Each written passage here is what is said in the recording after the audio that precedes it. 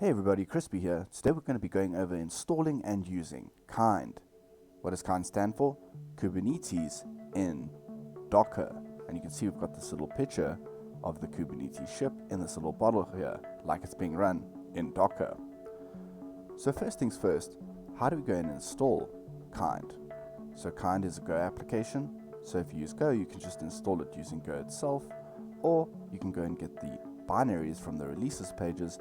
But there's also a whole bunch of package managers you can also use to install Kind. And you'll find that under their docs here, under Quick Starts, creating a cluster with Kind. So Kind is probably one of the easiest and simplest ways to create a cluster. So I'm going to just go ahead and type out Kind, and then I'm going to type create, and you'll see I'm getting autocomplete here, as well as a suggestion here that's grayed out. This is my terminal, Fish, that's doing this. If you're not too sure what Fish is, you'll find another video linked in the top right hand corner. But one of the nice things Fish does is I can just put a dash here, and I'm not too sure of what the different parameters are that I could use. You can see that it tells me with a little description here exactly what the different parameters are. And config is a path to a Kind config file. And if I pass that, I would basically be passing this file to the command, and you'll see it has a few extra settings. It has extra port mappings for container port 80 and 443, and I'm saying those are using the TCP protocol, just so that I can interact with this cluster in a normal fashion that I would when I was hitting normal web services. But we're going to go ahead and create this cluster using that command I showed before and pass it the Kind config. And right away you'll see you start getting this feedback with all of these different emojis, and I actually love the way this looks. I think it's a nice and fun way to display this. Now just one note, when you do this the first time, this could take a little bit longer for you, because you see I already have this node image present, but for you there might be some time where you're actually waiting for this to get pulled down. And if I go ahead and list my clusters now, you'll see that I now have this new cluster called Kind. Working with your new Kind cluster. So working with clusters, you'll need to use something called contexts. Contexts are special aliases that have information about all the different details that you need to connect to a cluster. We'll use the kubectl config command, and we'll say get contexts. You'll see it has the name of the context, the cluster name, the auth info, as well as the namespace that we're connecting to.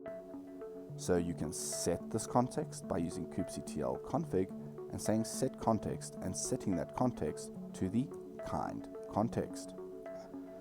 Then another thing you can do, instead of passing in the -n parameter to always specify what namespace you want to work with when running kubectl commands, you can actually set that in your context as well. So let's set that up by creating our own namespace called test. ns is short for namespace. If we do kubectl get ns, you'll see we have our new test namespace that is only 3 seconds old. And we can set that in our context by saying set-context and putting that to Kind, and then adding the -- namespace parameter, and then adding test there. You'll see that me using Fish shell is making this very easy for me to remember all the commands that I ran previously. Now you can see the feedback here is telling me that I'm using the Kind cluster as well as the test namespace. My prompt, Starship, is giving me this feedback, and if you want to find out how to do some basic customization of Starship, you'll find a link to that in the top right hand corner. So now that we've created our new namespace and set it in our current context, let's go ahead and see if we have any pods running. And you'll see that we don't have any pods currently running. So let's change that. Let's do kubectl run nginx, and you can see we're getting feedback here to automatically run this. We're going to pass the -- image parameter to give it the nginx image. And when we run kubectl get pods, now you'll see we have a pod running in our Kind cluster. And in the short time, we've set up an entire test cluster locally and run a pod inside of it. That's the value of Kind. It gets you started really super quick, and you can just start testing and playing around with Kubernetes and really starting to understand. So we'll go over more detail in all of these various concepts when I go over this CrispyFish demo, and I'll explain all of the different concepts and abstractions and how they work in Kubernetes.